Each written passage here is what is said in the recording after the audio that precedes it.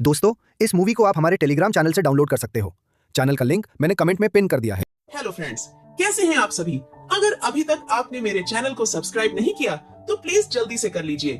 तो हमारी आज की कहानी की शुरुआत में हम एक हरामी बच्चों के ग्रुप को देखते हैं जो एक गेम खेल रहे थे जिसमें बॉटल जिन भी लोगों के आमने सामने आएगी उन दोनों को 7 मिनट के लिए उस अलमारी में बंद कर दिया जाएगा जहां वो दोनों कुछ भी कर सकते हैं। सबसे पहले बारी मोटे और जूलिया की आती है। मोटा अलमारी में जाते ही जूलिया को झुकने के लिए कहता है, लेकिन जूलिया मोटे के साथ कुछ भी करने से साफ साफ मना कर देती है। उसी ग्रुप में हम हमारे मेन कैरेक्टर चार्ली को देखते हैं। अब बॉटल उसके और मेघा के सामने आती है, इसीलिए उन दोनों को भी अलमारी के अंदर भेज दिया जाता है, जहां मेघा तो सीधा छोटे चार्ली पर टूट पड़ती है। लेकिन साला चार्ली एक नंबर का फट्टू था, इसीलिए वो डर के मारे अलमारी से बाहर निकल जाता है। अब उसने मेघा के अरमानों पर पानी फेर दिया था, इसीलिए वो चार्ली को श्राप देती है कि जिंदगी में कभी उसकी शादी नहीं होगी और वो उसके कुछ बाल तोड़ के वहाँ से चली जाती है।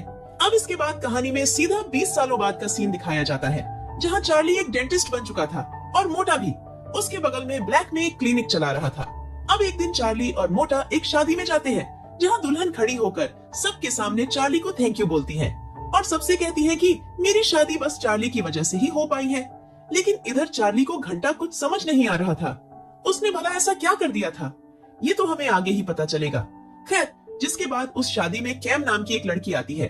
चार्ली को कैम पहली नजर में ही पसंद आ जाती है, इसीलिए वो मौके का फायदा उठाकर कैम की मदद करने चला जाता है। इसी बहाने दोनों में बातें होने लगती हैं। तभी चार्ली उसे अपने बारे में बताता हुआ उसे अपने क्लिनिक का कार्ड दे देता है।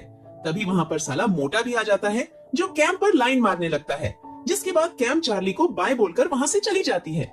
फिर चार्ली जब अपने क्लिनिक पर वापस आता है तो वो देखता है कि साला आज तो यहाँ एक से बढ़कर एक रसीली माल आई थी। ये देख उसे थोड़ा अजीब लगता है, क्योंकि आज से पहले उसके क्लिनिक में बस सन की बुढ़े और बुढ़िया ही आते थे। इसके बाद चार्ली मोटे के साथ बाहर घूम रहा था, तभी उसकी नजर उस लड़की पर जाती है जो कल ही उसके क्लिनिक पर आई थी। वो चार्ली का धन्यवाद करती है, क्योंकि उसका कहना था कि चार्ली की वजह से ही उसकी शादी हो पाई है। पर चार्ली को तो घंटा कुछ समझ नहीं आ रहा था कि भला वो ऐसा कर क्या रहा है। जिसके बाद रात को वो अपने घर आता है, तभी बहुत सारी लड़कियों ने उसके लिए वॉइस मैसेज छोड़ रखा था, जिसमें वो भी चार्ली को थैंक यू बोल रही थी, क्योंकि उन सबकी शादी हो गई थी। दूसरी तरफ हम कैम को देखते हैं, वो अपने भाई के साथ एक्वेरियम में हवसी चूजों को खाना खिला रही थी। तभी अचानक गलती से उसका पैर फिसल जाता है, जिस वजह से उसका एक दांत टूट जाता है। दूसरी तरफ हम चार्ली को देखते हैं, वो अपने क्लिनिक पर आई उस लड़की को दूसरे सेंटर पर ले जा रहा था। तभी वो लड़की चार्ली के ऊपर चढ़ जाती है और वहीं पर उसे किस करते हुए अपना खाता खोलने के लिए कहती है, पर चार्ली इसके लिए मना कर देता है। तब वो लड़की चार्ली से कहती है, अगर वो मेरे साथ एक रात बिताएगा तो उसकी भी शादी हो जाएगी। ये सुनकर चार्ली को थोड़ा अजीब लगता है। फिर वो लड़की दोबारा उसे बताती है कि तुम जिस भी लड़की का खाता खोलते हो और जिसके साथ भी सोते हो उस लड़की की शादी हो जाती है, इसीलिए तुम्हारे क्लिनिक पर भी अब बस जवान जवान लड़कियां आती हैं। चार्ली और कुछ पूछता, तभी कैम उसे फोन करके अपने दांत के बारे में बताती है, जो सुन चार्ली उसे जल्दी से अपने क्लिनिक पर आ जाने के लिए कहता है। इसके बाद सीन चेंज होता है और हम उसके क्लिनिक में देखते हैं, जहां वो कैम का टूटा दांत बाहर निकाल देता है। फिर कैम उसे उसकी फीस देती है, पर चार्ली वो लेने से मना कर देता है, क्योंकि वो उसे पसंद करने लगा था। इसीलिए कैम वहां से चली जाती है। लेकिन थोड़ी देर बाद वो दोबारा चार्ली के पास आती है, क्योंकि उसकी कार में कुछ दिक्कत आ गई थी और वो स्टार्ट नहीं हो रही थी। इसीलिए चार्ली उसे अपनी कार में बैठाकर उसके घर तक छोड़ देता है, जिसके बाद वो वापस अपने घर आता है। तभी वो देखता है कि साली एक मोटी लड़की उसके घर में ही बैठी थी। वो उसे कुछ कहता, इससे पहले वे चार्ली के पास आकर उसे अपनी मजबूरी के बारे में बताती है कि पूरे शहर में कोई उससे शादी नहीं कर रहा है, इसीलिए वो चाहती है कि चार्ली बस एक बार उसके अंदर धमाके कर दे ताकि उसकी भी शादी हो सके। चार्ली को इन सब के ऊपर बिल्कुल भी यकीन नहीं हो रहा था, इसीलिए वो अगले दिन मोटे को इन सब के बारे में बताता है, जो सुन मोटा उससे कहता है, अगर तुम्हें इसके ऊपर यकीन नहीं हो रहा तो क्यों ना तुम इसे कुछ और लड़कियों पर ट्राई करके देखो। चार्ली मोटे की बात सुनकर उसके क्लिनिक पर आए सभी लड़कियों का एक एक करके खाता खोलने शुरू कर देता है, बूढ़ी हो या जवान, भले पुलिस वाली ही क्यों ना हो। चार्ली सबके अंदर धमाके कर देता है। अब कुछ दिन ये करते करते ही बीत जाते हैं और धीरे धीरे उसके पास उन लड़कियों के शादी के कार्ड्स आना भी स्टार्ट हो जाते हैं, क्योंकि सच में वो जिन जिन लड़कियों का खाता खोलता था उन सब की शादियां हो रही थी। लेकिन इतना कुछ होने के बाद भी चार्ली को इस लकी चार्म पर यकीन नहीं हो रहा था, इसीलिए वो इन सब को भूलकर कैम के एक्वेरियम में चला जाता है और बिना कोई बात घुमाए सीधा उसे डेट पर चलने की प्रपोज कर देता है। पहले तो कैम मना कर देती है, पर उसके बहुत रिक्वेस्ट करने पर वो मान जाती है।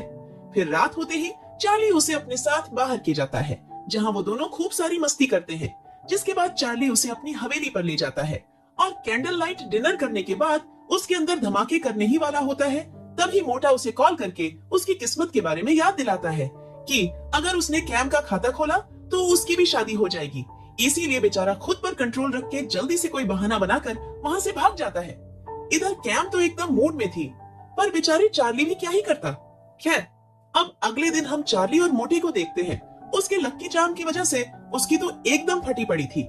इसीलिए एक आखिरी बार वो अपने लक्की चार्म को जांचने के लिए उस मोटी लड़की का खाता खोलने चला जाता है, क्योंकि अगर साला उस जैसी लड़की की भी शादी हो गई तो फिर तो मामला एकदम कंफर्म है।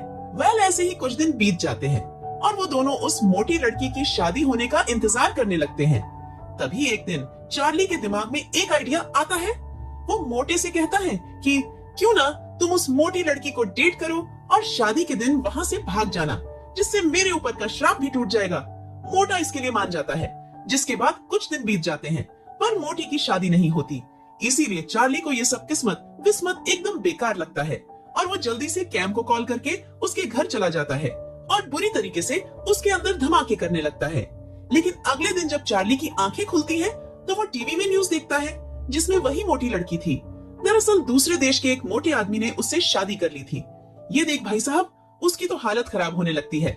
वो जल्दी से मोटे को फोन लगाता है और उससे पूछता है कि साले तूने उस मोटी लड़की के साथ डेट किया था या नहीं। जिस पर मोटा हंसता हुआ उसे कहता है कि अरे यार, मैं भूल गया था। इधर चार्ली की तो आंतें बाहर आ रही थी, क्योंकि उसने कैम का खाता खोल दिया था, यानी अब उसकी भी शादी हो जाएगी। लेकिन चार्ली यहाँ पर भी हार नहीं मानता और एक प्लानिंग बनाता है कि वो हर टाइम कैम के साथ ही रहेगा, जिससे कोई लड़का उसके पास नहीं आएगा। इसीलिए आज से ही वो पूरे दिन कैम के आगे पीछे रहने लगता है और किसी न किसी बहाने उसके करीब रहने की कोशिश करता है और उसे डेली कोई ना कोई गिफ्ट्स और सरप्राइज दे के परेशान कर देता है। पर कैम को उसका ये व्यवहार बिल्कुल भी अच्छा नहीं लगता और वो इससे काफी इरिटेट हो जाती है। खैर, जिसके बाद एक दिन वो कैम के एक्वेरियम में जाता है, जहाँ वो देखता है कि कैम के साथ कोई लड़का घूम रहा था। ये देख वो कैम के वहाँ से जाते ही उस लड़के को खर्चा पानी देने लगता है, पर इस वजह से कैम को काफी गुस्सा आ जाता है, क्योंकि वो लड़का दरअसल उसका भाई था। इसीलिए उसकी हरकतों से परेशान होकर कैम उससे ब्रेकअप कर लेती है। बेचारा चार्ली रोता रोता वहाँ से चला जाता है और बाहर बैठकर भी रोने लगता है। तभी सामने एक कबाड़ी वाले के थैले में से एक बोतल नीचे गिर जाती है और घूमने लगती उस बोतल को देख अचानक चार्ली को याद आता है कि साला बचपन में ये बोतल वाला गेम खेलते खेलते ही मेगा ने उसे श्राप दिया था कि मेरी कभी भी शादी नहीं हो पाएगी। ये बात जैसे ही उसे याद आती है, वो जल्दी से मोटे को इसके बारे में बताता है और उसके साथ मिलकर मेगा का घर ढूंढने लगता है। काफी घंटों तक उसे ढूंढने के बाद फाइनली उसे मेगा का घर मिल ही जाता है। वो जल्दी से मेगा को अपनी सारी बातें बताता है और उससे कहता है, प्लीज अपना श्राप वापस ले लो, तुम जो कहोगी मैं वो करने के लिए तैयार हूँ। वेल, मेगा हंसते हुए उससे कहती है कि ये श्राप जैसा कुछ नहीं होता, उस दिन तो मैं बस गुस्से में मजाक कर रही थी। ये सब इत्तेफाकत हो सकता है, श्राप जैसा कुछ नहीं होता। मेघा की ये बात सुनने के बाद उसके जान में थोड़ी जान आती है और वो काफी खुश होते हुए वहाँ से जाने लगता है। जिसके बाद वो डेली छुप छुप कर कैम के एक्वेरियम में जाता था और उससे माफी मांगने की कोशिश करता था, पर कैम उसकी तरफ देखती भी नहीं थी।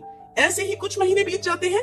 तभी एक दिन अचानक मोटा उसके पास आता है और उसे बताता है कि कैम अपने बॉस के साथ हमेशा के लिए ये शहर छोड़ के जा रही है।